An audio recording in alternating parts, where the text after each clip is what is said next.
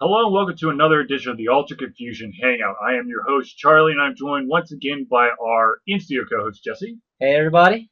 What's up, and Jesse? and our prolific commenter himself, Zealeus. Yo, unfortunately, I'm sorry to say I've not been very prolific over the last week or two. I haven't really been on the web in general in the last week or two. Hopefully, I'll get back on track after next week is over. Well, Zealeus probably already knows this, but apparently every single Android independent developer who's developing for Android now wants us to review their games. Nice. Yeah, So, I've seen those two emails. I'm like, they'll come in a couple weeks. couple weeks. That's why I'm trying to see if I can figure out how to do the Thunderbolt. If I could What? do it through the Thunderbolt. Do you think I What are could you do that? talking about? Is that what kind of phone is that? It's an Android. So why don't you play the games on your Android phone? Because I'm trying to figure out if I could do that. Why couldn't you? I don't know. I've never tried. The phone's not active. Oh, Oh, okay. I didn't quite get that part. Is that like an old Android phone? Yeah. Oh, It's the gotcha. first 4G phone. Oh, you have the what was that one called? The Verizon one, the original The Verizon. Thunderbolt. Yeah. hmm So, anyways, I'm gonna try to see if I can download some of the games on there, so I could take some of the pressure off Zealeus. Well, yeah, if you can get it to load up over Wi-Fi, can't hurt to try. Yeah, that's what I'm hoping for.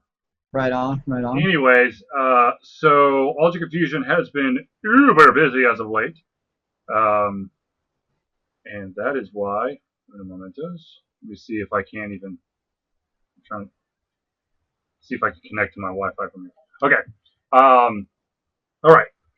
So, Ultra Confusion's been uber busy. If you are an independent developer who frequents Facebook, you've probably seen the fact that I just posted another message that says that we love independent developers and we want to help give you some of the spotlight, some support, some love, depending on what you're looking for. We can do QA testing or we could give you a review just so you can get some press for your game.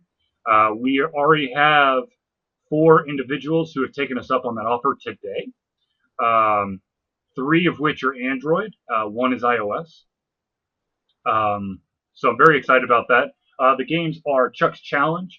That is actually created by the guy who made Chip's Challenge. If you want to go way back. Good old Microsoft, the good old Microsoft Game Pack that used to come with. Like seriously, why did they take that out of Windows? Like that was the best part of Windows. I know, Pisses me off. I know. That and Jezball. God, Jezball.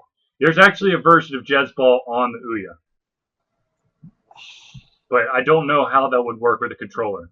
It's what you need a mouse to do because you gotta do like the complicated like you accident like you purposely get one hit and then you have your other bar coming in. I don't know. Yeah, I need my mouse. Mhm. So, anyways, so we got quite a few games on the docket for Ultra Confusion. This is probably going to be the start of the busy part of the year for Ultra Confusion, or at least for me.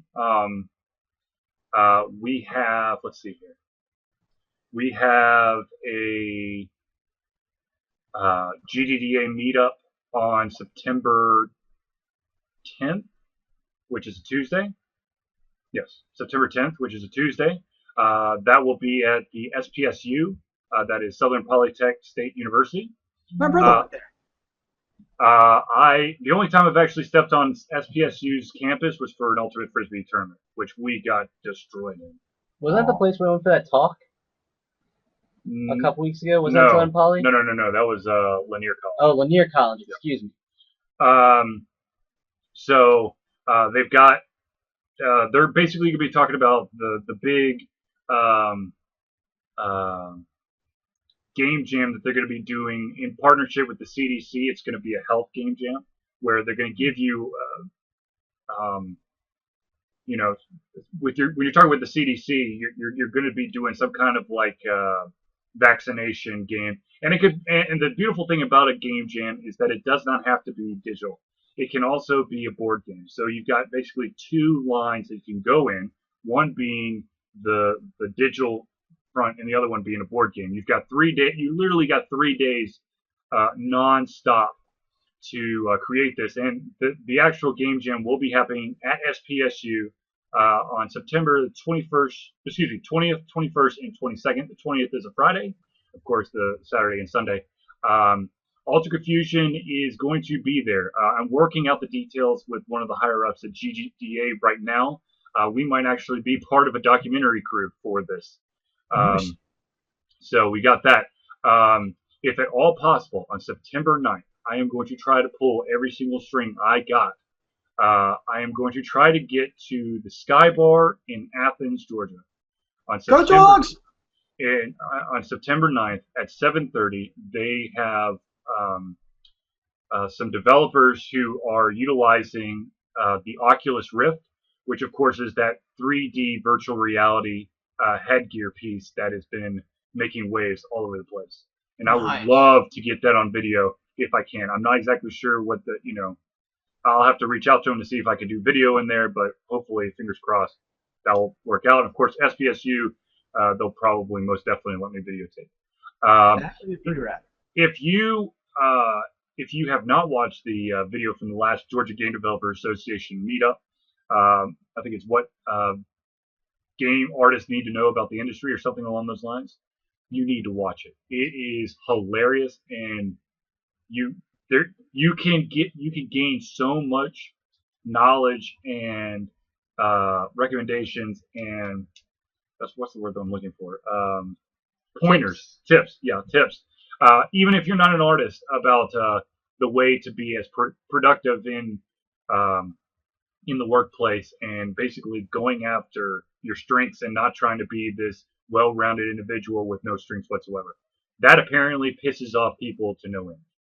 Just so you know. Okay, so with all of that GDDA stuff out of the way, gosh, I feel like it's been like a whirlwind here. I've been posting an incredible amount of stories, posting reviews. I have, for some reason, been on a PC game kick, like extreme. The last 3 games I've reviewed have been for the PC. That's pretty extreme. That's a record for me. I don't think with the exception of the Xbox 360, I don't think I've ever. Well, that's not true. The Ouya, when it first came out, I think I wrote like 4 or 5 reviews right off the bat. But the amount of time I've spent on PC games and no other system, it's been kind of shocking to me, because I thought I had basically moved away from PC gaming, but apparently it has grabbed me and thrown me back into the mix. You went quite a while there without playing like any PC games at all. I'm like, dude, you've seen this PC game? And you're like, dude, I don't touch PC games. Well, the thing was, I was on an Xbox 360 kick, and to be honest with you, the majority of the Xbox 360 games, they're really starting to wind down because everyone's putting the focus on an Xbox One game now. And so, yeah, I've got some Xbox 360 games that I would like to play. Hell, I was halfway through Darksiders 2, but then I haven't touched it in like 2 months. So I'll have to start from scratch if I want to play that game again. And then literally the only thing that's happening on my PlayStation 3 is NCAA College Football 13. Nice. So, yes. Oh, happy news, real quick. You're pregnant. No, I am not pregnant. Turns out that my modem is old as the effing hills. And so when I changed my modem, it blew up my router. So I had to buy a new router. And so now I literally get like 50 megabytes going now. So instead of the anything from about 12 to 19, I'm now getting 50. So I wonder if that, because I know sometimes in the past we've had like video issues. I wonder if that's what it was actually from like I'm sure. your old house router. Which would make a lot of sense. I'm sure. I played NCAA college football the other night for the first time, actually playing at what I'm guessing is supposed to be the speed. And holy crap, it was a lot faster than I'm used to, because apparently I just lag like hell when I'm playing that game. Nice. So let's see here. What chit chat or topics can we talk about here? Now that we are literally about 12 minutes into the conversation, I've been just going So I nonstop. am curious of something. Yes, sir. Okay, so you brought up a little bit. You kind of mentioned, oh, hey, the Xbox One. Mhm. So my question is, it seems like every console generation, it's almost like there's been like a reason to go get that new console. Mhm. You know, from like the Nintendo to the N64, so you're going from like 32-bit to 64-bit. It was a huge leap to the PlayStations. Mhm. So with the Xbox One and the PS4, what is there anything that actually stands out for either of you on these consoles? Or like, hey, I actually want to get this console, and there's actually a reason for me to go out and buy that console, other than just being a new console and the new shiny toy to play with. Uh, it's odd that nothing stands out to me really. In fact, when all the first like information about the consoles came out, they were talking about much more multiplayer, and everybody knows that that is a complete detriment to me because I don't like playing against other people. I like playing a game where I don't need to do that, and that's why I'm probably going to lean towards a PS4. I mean, granted, I got a PS3 and a PS2, and I have a Dreamcast now that I have it back and hooked up, but I Very haven't nice. played it. Very nice. But no, nothing stands out. I think, to me personally, I think the systems want it that way because they want to push other things other than just gaming. They want to push, oh, I can flip back and forth between my TV and my game and my movie if I really want to. So that's what they want to stand out, not necessarily the gaming stand out. And those things don't matter as much to you, so you're like, Not particularly, no. Well, I got a DVR. I mean, I can do everything I need through my DVR. Mhm. Why do I need that? Makes sense. I mean, my system can't be a DVR. If my system could be a DVR too, that might be worth it, but it's not yet. Maybe down the road they'll make it that way, but not right now. I am looking forward to the Xbox One because of the multimedia features that they are promising. I cannot say that it for the graphical enhancements or the launch titles that they are promising to come out along with the Xbox One. None of that really does anything for me. I know that there's quite a few projects that are, independent projects that are apparently kind of just oozing onto the PlayStation 3, PlayStation 4, PS Vita, and then the Xbox One marketplace. And that kind of interests me, but a lot of developers are being very hush hush about it because they don't know if they're going to be able to get it out on launch day. So I would say that there's no games out there personally that scream, "Oh my God, I've got to get this console." There's no Final Fantasy VII. There's no new Mario. There's no new Halo. Though I'm sure that there's probably a Halo in the making. Eventually, they'll have to come out with something. Hey, Oh, absolutely. All right, question though. Shoot. Since you are looking forward to the multimedia aspects, Mhm. where are you planning on putting it? Are you putting it in your man cave with all your other systems, ooh, or are you going to put it in the living room where you can kind of more maximize your multimedia outlet with your family? oh, the my family wife. code. My wife will be the individual who will tell me where that system goes. And see, that's my point. That shows the focus is off of the gaming, Right, absolutely. and that Absolutely. you might put it where your family can enjoy it, but not necessarily for the gaming reason. Yeah, Hmm. absolutely. So, trying to think here. Okay, so there's been quite a bit of news that has come out as of late. Unfortunately, we really haven't been able to touch on it, but we've had special guests on, so it's been a lot of fun here at Ultra Confusion. So the big one is there's a rumor that the Ouya is about to have a competitor there that could probably kick them in the nuts and send them basically to what used to be a planet called Pluto. And that, of course, the rumor is that Amazon is going to be coming out with an Android console that's going to utilize basically the backbone that's made the Kindle Fire so popular, which would then open up the system to already have a ton of games that are already on the Kindle Fire.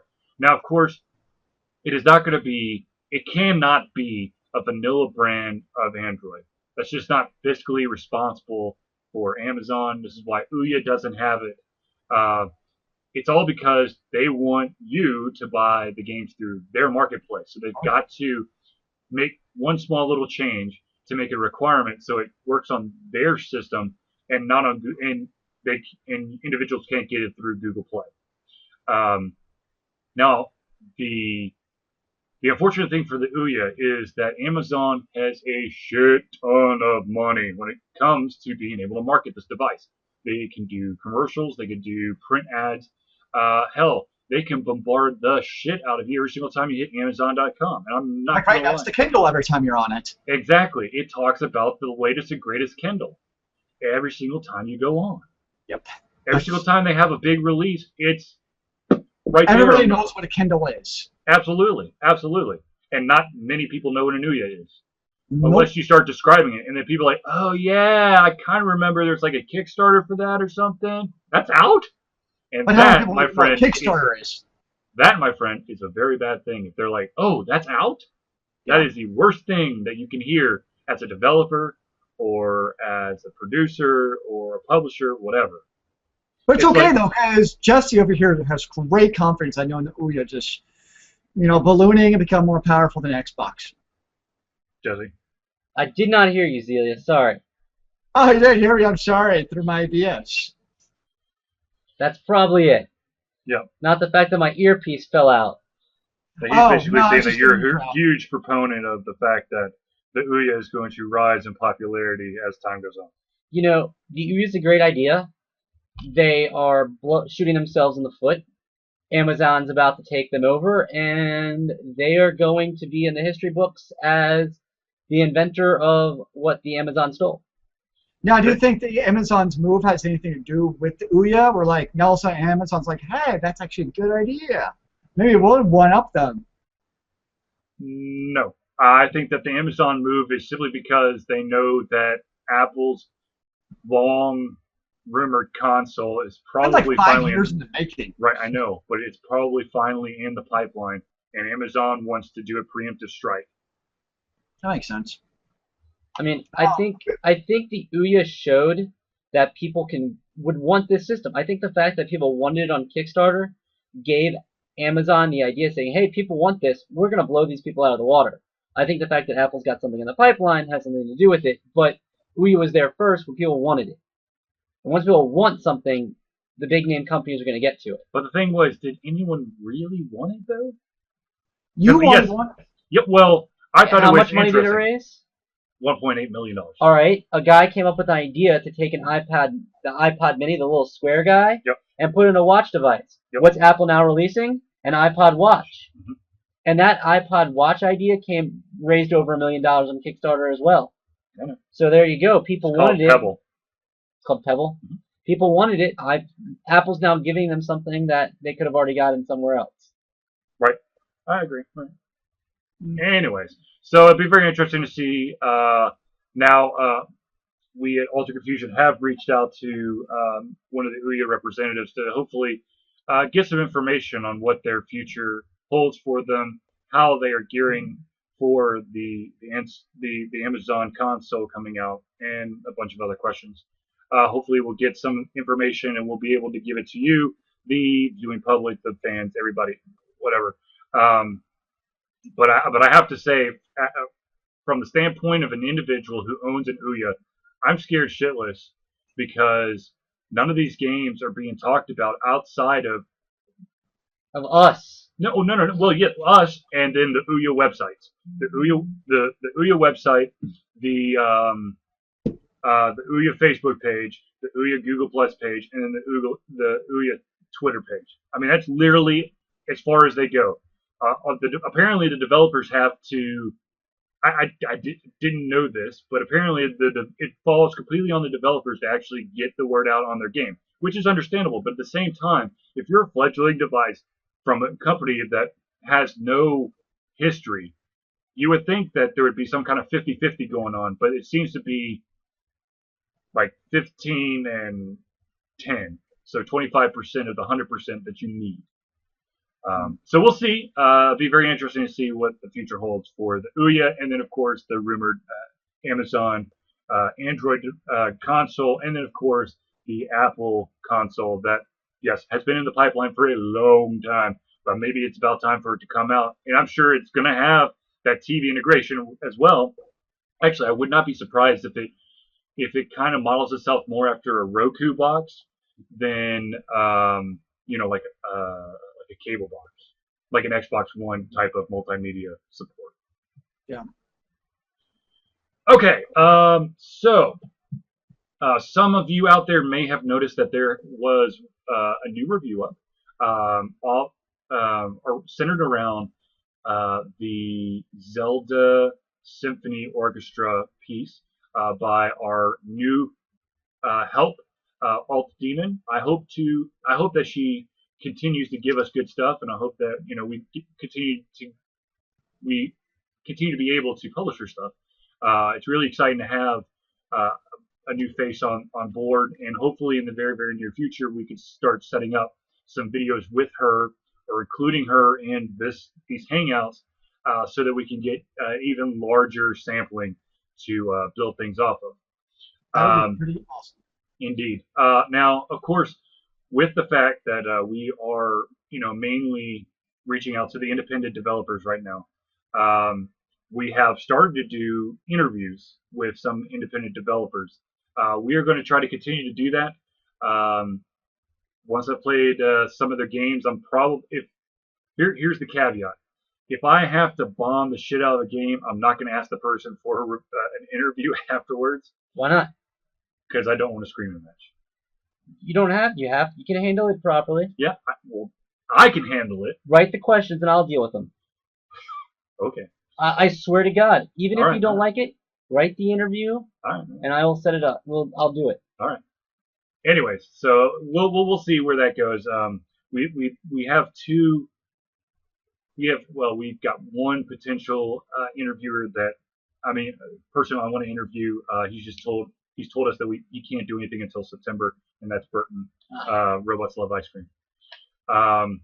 Now, oh my gosh. Okay, so I'm sorry, my mind is going like 10 billion miles a second here because of all the GDDA stuff, the CDC Health Game Jam, and then all these individuals finally actually reading my damn post on the independent developers Facebook page and then responding to me en masse. So it's been a little bit busy. Oh, before I forget, Alter Confusion is once again going to be participating in the Extra Life fundraiser for the Children's Miracle Network. Is that right? Seems, yeah, yes. Yes. What Extra Life is, if you don't know what it is basically it's a 24-hour gaming-a-thon. Now, it does not have to be digital. It can be board games. It could be pencil and paper, or it could be PC or console games or whatever. Basically, the promise is any individual who is part of this will either solo or be a part of a team that is going to be gaming for 24 straight hours. I did it last year solo, and I about I killed remember myself. watching you play Borderlands Yes, and beating Borderlands. yes, it was awesome.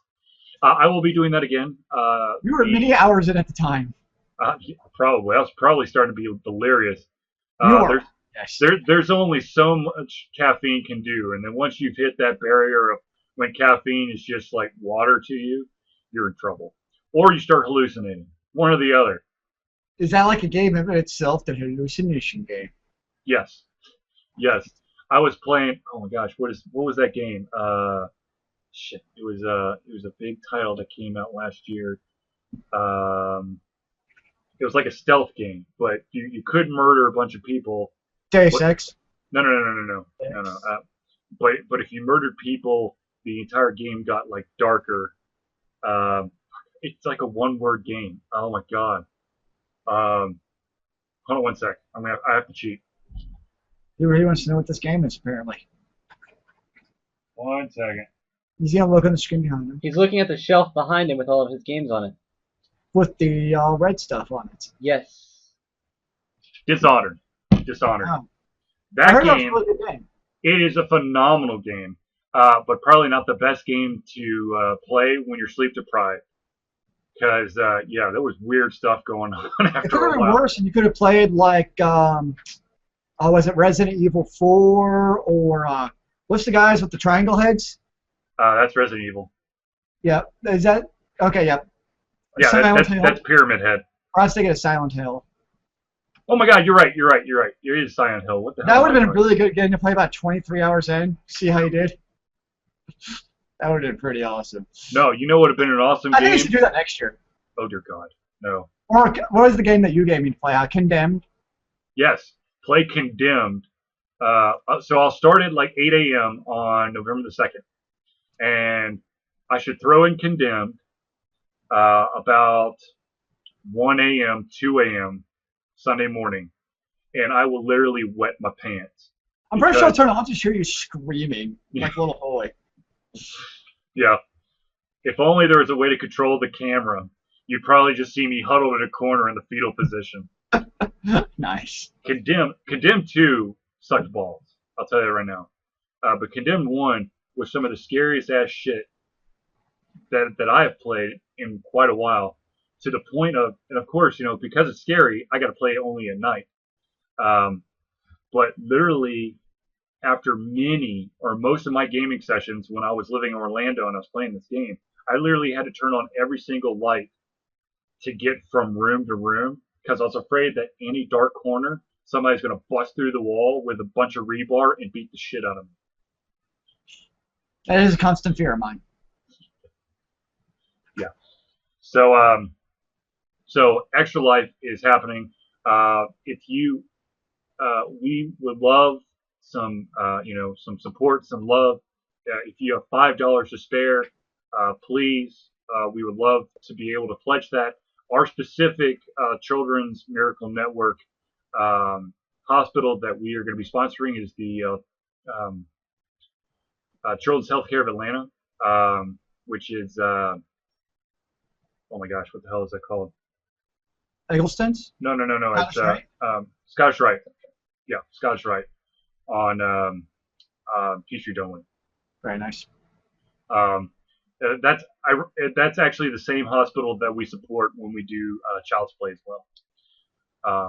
So we love helping out the kids, and we hope that you, the listeners, the watchers, the fans do as well, and you can send a little bit of love to help the fundraising for this event. Okay. Who doesn't love kids? Come on. Do what? Who doesn't love kids? Some weird people, I'm sure. Well, you don't have a choice now. Yeah, I do have a kid and nephew. This is true. Okay, so I am going to sit back for a second. We're going to allow Jesse the opportunity to chit-chat about the fact that it does seem that in the world of video games, the art of creating a single-player experience has basically almost completely died on the console and has been replaced with the single player only being a tutorial so you could play multiplayer. Really? You want me to go? Go. How long is this show gonna be? You got 30 minutes. I got 30 minutes. This can be an epic rant. Yeah. As the advent of the internet in the late 1990s became much more popular, you saw a boom in the online play, and really it started out with computers where you'd play what was that? I'm trying to think. In high school I used to play with Matt Thompson all the time. It was an army game. Army game. Yeah. I don't remember what it was. It wasn't Call of Duty, was it? No, it was before Call of Duty. But Online? yeah. I don't know. We used to play in his basement. It was weird. He sat on one side of the room, I sat on the other side. We'd play against each other and other people. But it has dominated over the last 10 years due to the fact that people want to play against each other. They want to compete. But it allows them a bit of anonymity to be an asshole. And so people feel more free and open to play with it. The sad thing is it completely killed off the story, the single player story games that we used to enjoy. Or I enjoy anyway. It's made it for a more open experience where you can create relationships and other things, and lots of people love those relationships. They cherish them and they experience them. That's why you see people in World of Warcraft really get into it because it's a relationship for them with the people in their guilds and all those things. But it's almost killed off that single player storyline. Uh, Call of Duty would be an amazing game if they built a storyline that was more than 2.5, 3 hours at most. But they make it so there's about 10 or 11 boards, if that, on a multiplayer levels, and people play and they kill, and then eventually they add zombies, and everybody's like, "Oh, cool, zombies! Let's shoot them." It's just it depresses me that the art of storytelling through video games is dying because I used to love growing up and doing those choose your own ending books. It never really worked that well, but it allowed you to take a medium and play through it. And that's what video games do. It's an interactive experience where you get to play through a story. And there are some games out there today that do a good job of creating emotion, and that's what made Last of Us so good. But overall, that is now becoming what I feel the more rarity in games than the what's the word that I'm looking for? The norm. Yep. And that's upsetting because as I lose my earpiece with my gesticulations, it's upsetting that the art of storytelling I feel is dying. I think that people out there have good stories and gamers want good stories, but programmers and producers are saying, let's just give people that multiplayer experience. And it's very upsetting to me because I love story. I do. Assassin's Creed is sadly dying off, I think, because they're putting it out every year and they're making it more multiplayer. Very upsetting. The new consoles are focusing on multiplayer and not the single player, and the new Assassin's Creed is going to be on there. I want to see people produce more story and make it not just demo, because I think, Zealeus, you're what, in the 35-hour demo of Final Fantasy still? Yes, I am. But really, putting it in a demo like Call of Duty, and what's the new one called? It's not Black Ops anymore. There's a new one, isn't it? It's Ghost. Yeah, it's Call of Duty Ghost. Call of Duty Ghost. And it's going to be 3 or 4 hours worth of, hey, look what we can do. All right, now that you've got to handle the game, let's put you out into multiplayer mode, and eventually we'll shoot zombies. Where I'm going to get my ass kicked by some 12-year-old punk who's cursing me out thinking he's all cool shit. But he's not. He's some 12-year-old punk. What else do I need to go on? You're good. Okay, so I'll jump in real quick. So you're absolutely right. The main focus of the majority, it's really weird. It might be simply the device, but when you look at, yes, there are a shit ton of MMOs and MOBAs and a bunch of multiplayer games for the PC. I grant you that. But there is still that chance to have that single player experience on a shit ton of games on the PC, where the consoles are going a different way. The iOS, it's a mixed bag of tricks. The Android, same deal. The weird, and I know why they're doing it, and it bothers me greatly. First of all, as part of the destruction of the game industry as we know it speech, developers and publishers are scared shitless of creating new IPs. They don't want to have a failure. They can't afford to have a failure. So they're going to do reboots and sequels. And to be honest with you, the easiest game to put out is a multiplayer game. I know that makes like no sense whatsoever. But all you got to do is have the core mechanics work and then throw out 6 maps. And then say, game! And people are going to, if you put in a couple of different battle modes, people are going to eat that shit up. Especially if it's a title that they recognize. You know, if you put Call of Duty on it, boom. That's like already a multi-million-dollar title. It's like sports, though. What, right. The fact that it's the same game. It's the same game over and over and over again. Absolutely. But it's always going to be a different experience because things will happen differently in the game. And when you put a story out there, it's almost always going to be the same story. If a producer wants to produce a game that's got 6 or 7 alternate endings, that takes more time. It's more complicated. And in this day and age, companies don't have the times to get complicated like that. They just don't. Right, absolutely. If they don't put out a game soon, it's going to be a death knell for them. It's either now or never. No, it's not now or never. It's now or we close the door. That's never. No, that's called vaporware. I mean, come on. StarCraft Ghost is out there somewhere. It's in some pirate site probably somewhere. But the sad reality is that you can have a truly blockbuster experience, something that blows your mind. But one, it's going to take a lot more time, and two, if it fails, you're going to lose a lot of money. When you do repeats and you basically change out just a little bit of stuff, you're doing it at a fraction of the price. And on top of that, if you do a story-driven game, it is very, very hard to make everybody happy. If you have a multiplayer game that has a bunch of maps on there, and people are unhappy because of some of the maps are crap, then you can go, oh, look, DLC, a bunch of new maps that are specially geared towards those individuals who didn't like the other map pack. Yay! And people go batshit crazy because they'll spend the $5.99 on it so they can play in arenas or new game modes, and you can drop them like that. Where as a story, if you fuck that up, you are in some serious deep shit. I don't know. I love online games. I don't know. Like, you guys are all like, the death of single player. No, it's like, best like the games I play. Going like Jesse actually touched on it, where every time you play a multiplayer game, it's a different experience. And that's why I love games like Team Fortress 2 and Rift and World of Warcraft when I played it. It's every time I stepped in, it was a different experience with my guild. It was a different interaction with the enemies and with my friends who I played with. And so for me, I don't know. That's what I've moved probably more. No, I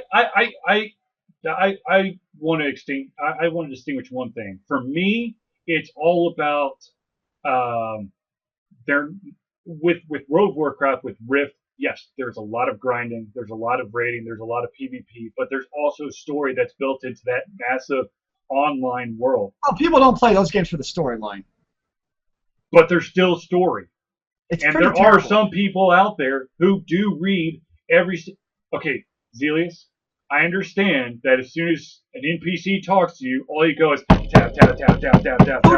Oh, okay, there's my quest in my log. Okay, off I go. That's what most MMOers do. It's the same I don't thing. do that. I read every line. Or if they World of Warcraft quest line, there is a World quest line in the original. Sure there version. is. You gotta go after terrible. Lich King. Yeah, And then you gotta go after Deathwing. The Lich King? That's like the second expansion. Yeah, but now you gotta save the pandas from the deforestation of Japan. I mean, what? What is even going on? Storylines of like single player games in the same discussion as MMOs. It's not even close.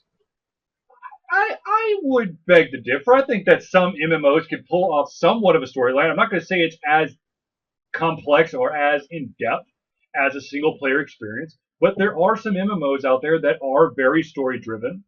The only MMO that's ever come close to having a good, solid single-player like storyline was the Old Republic. We all know how that ended up. Not so spectacular. Well, it's free to play now because it was a failure out of the gate. Well, let's see here. Let's look at some of the new MMOs that were like, yeah, huge story. The Secret World, now free to play. Old Republic, now free to play. DDO, now free to play. Lotro, now free to play. Basically, World of Warcraft and Eve. That's about it when it comes to subscriptions in your MMOs. Eve has no storyline. This is true. It does not have a storyline. If it has one, as far as subscription, I know. But if Eve has a storyline, if anybody out there who's watching this knows a storyline for Eve, that is not fan fiction. Because holy shit, there is a shit ton of fan fiction. There's like, I've got like an 800-page book on some story that could happen in the Eve universe. What I'm talking about is the actual game. There is no story. I mean, there is no story. But at the same time, though, in MMOs, you know who writes the story? The character. The gamers. The gamers. We're the ones who are playing the game. We're the ones who write the story in MMOs, and that's part of the beauty of it. To me, is if you want to get really hardcore, you have role-playing servers, which are kind of scary. But if you really want to really be involved in that game and really write that storyline, go join our RP server Yep. on an MMO, and you can really get immersed in that storyline in the game. And it's probably not going to be the storyline of the game, but by golly, you and your guildmates or whoever you're playing with, you guys are going to create a story. So to me, that's part of the beauty of online games. Yes, it's a different departure from obviously single-player, fantastic storytelling, but it's just a different medium of gameplay, and I don't think it's good or bad. It's just different. All right, Zealeus, question. Yes. If you had an MMO online or massive multiplayer online role-playing game where your character could die, like you build up that character and you got into a fight that you just couldn't win and you died, would that make it even more exciting? Would that make you want to play it more? That's it's not. Well, it depends on your definition of MMO, but Diablo has that. You're thinking of You're thinking of hardcore, and no, because I would kill somebody. Well, the thing is, what you talk about is, oh, I get to build the story. How much emotion do you feel for your character when you play those stories? Believe me, in some MMOs, a whole hell of a lot. And no, I absolutely believe you. But if you had that element of actual dying in, where you really know that you could screw it up, I bet you'd feel even more. Where you know that your decisions make... I did that in Diablo 2, and it's painful. Exactly. Exactly. The fact is, a lot of these new games that are doing these storylines where they build it for you, you play through it, they are doing more things like that. And I think that's much more in-depth than you'd ever find with a multiplayer game where you create the story for yourself. I mean, how many you can only go so far with creating a story without an actual background to go through it. How many online games have you played thoroughly in-depth for many, many hours? I don't play online games because I don't want to deal with weirdos. 3. So how can you really speak to the nature of what an online game is like when you get into it if you've never done it before? Well, tell me how you build a story. Explain to me in an MMO how you build a story. All my point is you build the story. When you're playing with your explain to me how you build the story. So it depends. When you're playing with your guildmates, you have your story of the people you played with. So instead of somebody dictating the story, it's kind of how my guild has progressed throughout the sometimes years, and how we've come together and changed things over the years. So you build relationships with them, and you fall in love, and you watch them die, and then they come. I've seen actually one guy die, but I can't ever actually fall in love with somebody at MMO. So what? There are a shit ton of people who do, though. Tell me a story though that you happened. Okay, probably the highlight of my MMO experience is we were playing World of Warcraft, and it was the Raid 2 level, which basically was like the second 20-man dungeon, or 40-man dungeon at the time of World of Warcraft. And after literally months of trying, we finally cleared the dungeon. And just the pure euphoria and excitement that came in over Vent, which is basically the online chat program you use when you're playing these MMOs with people because you're talking at the same time, was like nothing else I ever felt in a gaming experience and probably never will, single player, multiplayer, any kind of gaming experience. It was that story that built up and that living experience. What happened? Explain to me some characters. But you have your guild leader. His name was Pectoralis, and he was the tank who did everything and made sure everything happened. He had his off tank, Bigley, who basically took other ads. You had healers. You had other people. See, that's a story. When you can get in depth and then you can talk about the people that you met. That's the story. Most online games, you don't talk about that much. Like, you get in depth. You have the people you meet, and you can talk about it. But the fact is, there's not that much in depth to a background of the story. Why are you going to clear that dungeon? What do you gain at the end? What is the denouement of it all? That's what a story is. So the thing is, with a lot of MMOs... Okay, going back to your story real quick, you want to know who the single biggest giver to child, one of the biggest online video game givers to Child's Play was last year? Was my former Team Fortress 2 guild, Child's Play. It's a guild called Neophyte because not only are they friends in-game, but outside of game, and they have an entire gaming community where we actually know who each other are, They have meetups, which I've never been to because I don't live in their location. But that, so you have the story. So then you're also playing in an online game, and you actually know who these people are.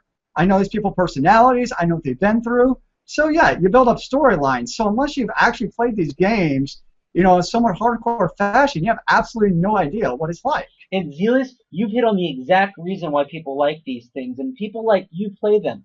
It's because they give more of that board game feel where you used to sit in a room with your other people.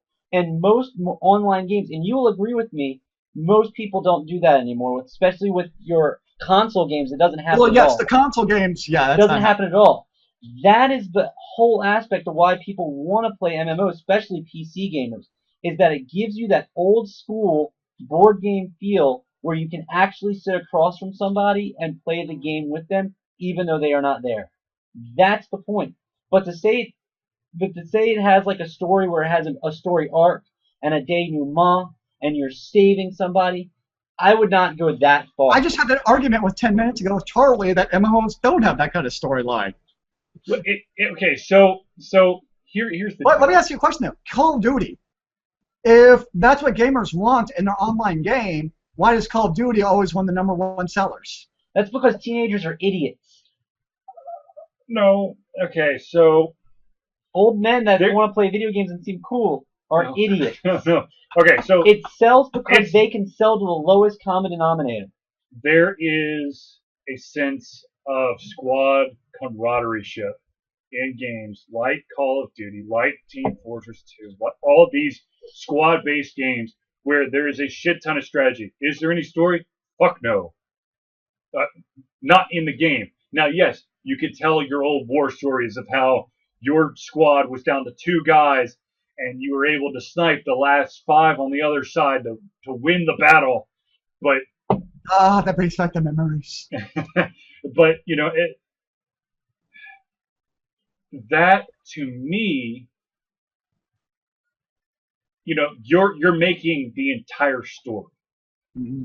Whereas with an MMO and of course, single player game, of course, the story is there for you and you fill in the pieces.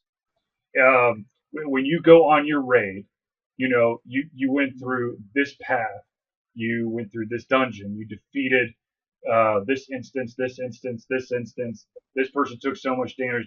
I think there's more depth that you can get with an MMO than you can with a first person shooter. In my own opinion. Well, I mean, the people I was ever closest to in an online video game was Team Fortress 2, which has the definition of absolutely zero storyline. Right, yeah. You want to give no storyline? Play Team Fortress 2. You start, boom, you're throwing online. No introduction, no nothing. You just go didn't you just tell me you built the story by meeting all these people and hanging out with them? Yeah, when I say storyline, I mean your all's idea of a storyline where you have it given to you on a silver platter with your character walked up these stairs, and then you have the choice of opening the door or fighting the grizzly face in the face. And no, it didn't have that kind of storyline. I'm just busting your balls, right? Yes. So really, have I convinced you somewhat that MMOs can have a storyline? The thing is, it's not a traditional storyline is what MMOs have. A traditional storyline, there's the opening, and then there's the action, and then there's the climax, and the denouement, and the final. There's a build-up of a storyline. Can I ask a quick question? What the fuck is a denouement? A what? Whatever the fuck he's been saying over and over and over again. I don't know what that word means. I don't know what you're talking about. A denouement is as action rises. Okay. There is a peak where it ends. And at that ending, the story starts to close out and things start to get wrapped up. That peak at the end is the denouement. Okay, you have that in MMOs too. If you're playing, for instance, any FPS, you have your starting point, like you're saying, the valley. And then guess what? You're going to build up to that peak. Say you have 5 minutes to push the cart to the end point. And so oftentimes you have 10 seconds left. Bam! You're right at the top of that climax. And it's this epic final clash when you get to the top. You have the same thing in MMO because usually say you're on a 30-second timer, you have to kill the boss. So you're getting down to 4 seconds left and everybody's yelling out, more DPS! So you have the same thing in online video games where you have kind of that timer-based strategy where yes, you're going to have those valiant peaks of action and strategy, but you still start off, you get to that climax, and then boom, you plummet off and you finish. What happens after you finish, though? Then you get down to your valley and you give out your gear or your cheer because you beat the other team. And then it wraps up nicely. Yeah, Then you're and then ready you for your start next over the next adventure. day. Then you're ready for your next adventure. Once again, you're all busting your balls, right?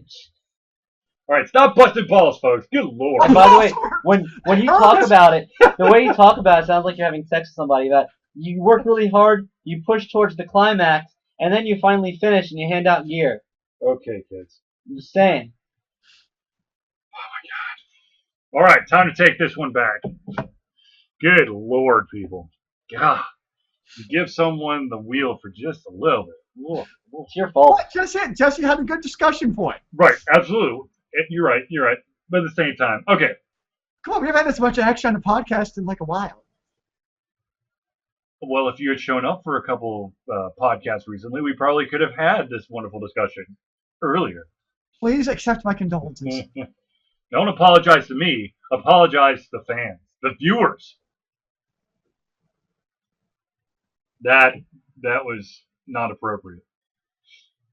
I was just telling a story with the We'll finger. blur that out in editing. Oh fuck! I am not editing. Oh god, no. Once this that video is better? done, I'm gonna just cut the pieces and go out onto the internet.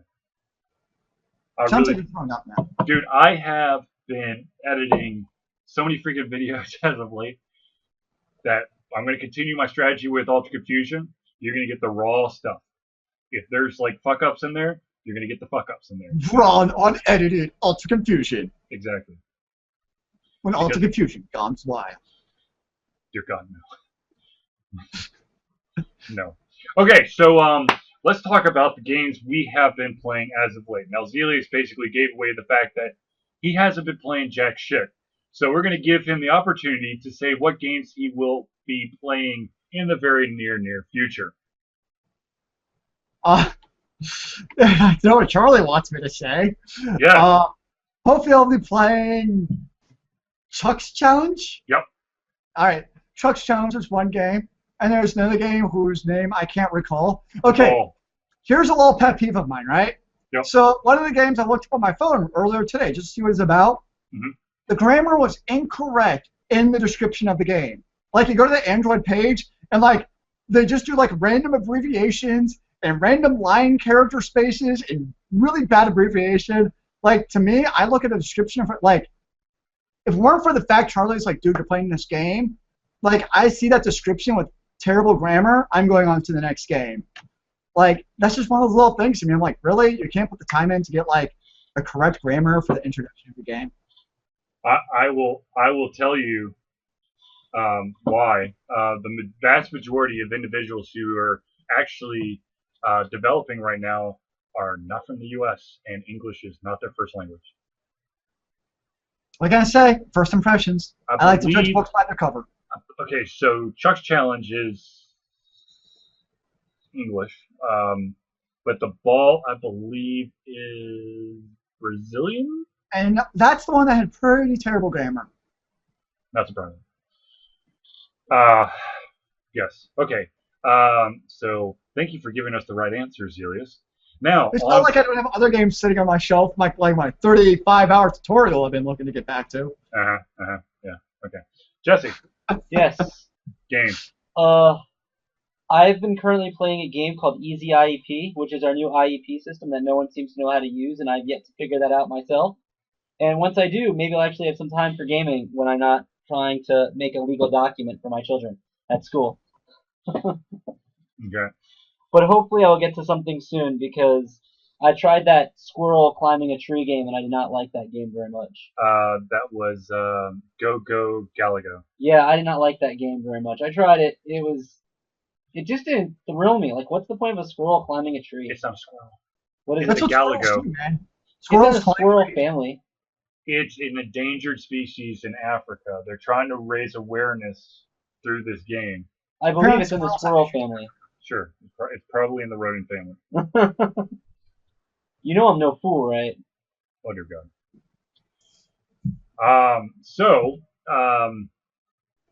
let's see here. What am I going to be playing? So I'll be throwing in another independent game called Brain Bop.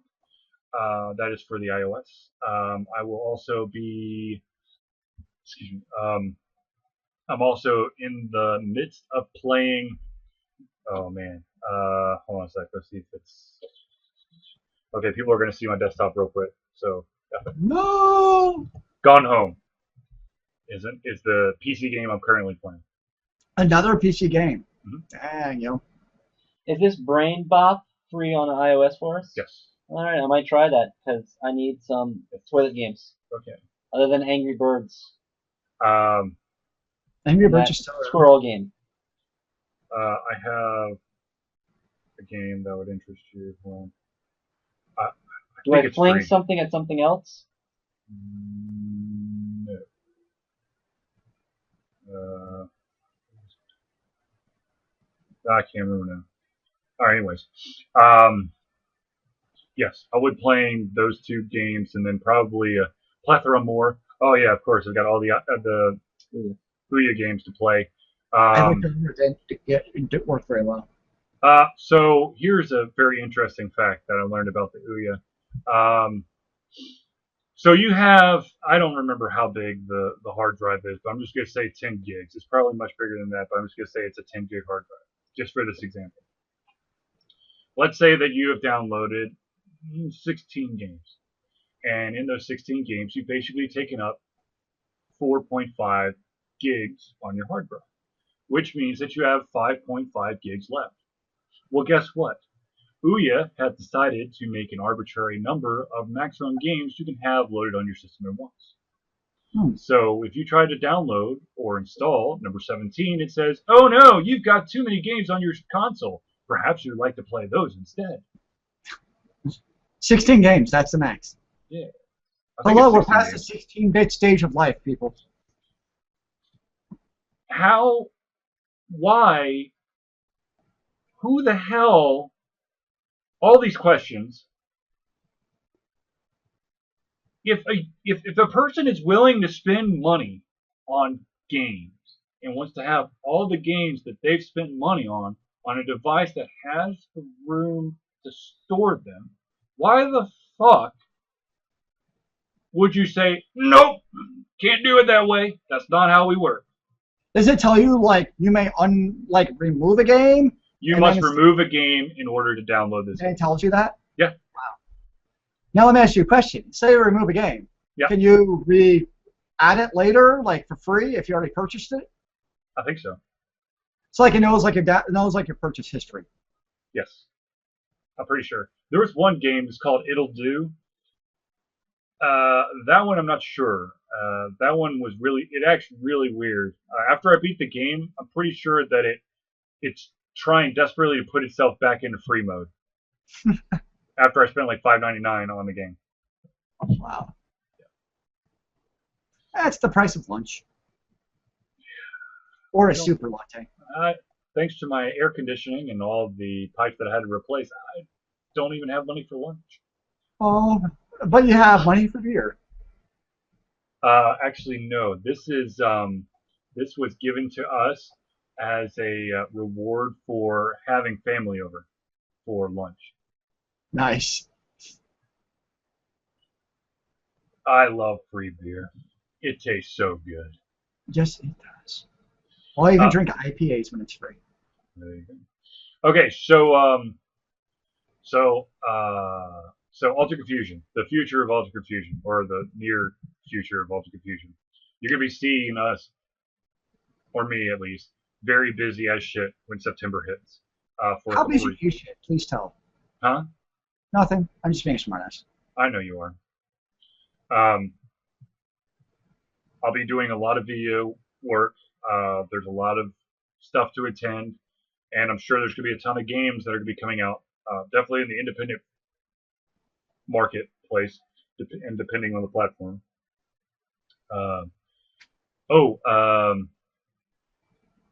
They announced when the PlayStation's coming out. Sometime in November. November 15th, I believe. 14th. Uh, It's $3.99. Right. It comes out 2 weeks before November 12th. November 12th. November 12th is when it comes out because oh balls, I can't do math. No. I swear to God. Oh my God, it's. Do you have your pre-ordering yet? I'm not pre-ordering the PlayStation 4. But make a nice wedding gift. Woo! Yeah. Who's getting married? Huh? Who's getting married? Are you shitting me? This guy right here. Hi, congratulations! Late in December, I hear? Yes. December 29th. Very nice. Very late in December. I will be in Disney World. With your nephews? Yes, I'm still not sure how I feel about this. But it'll be fun. Oh, I'm sure it will be.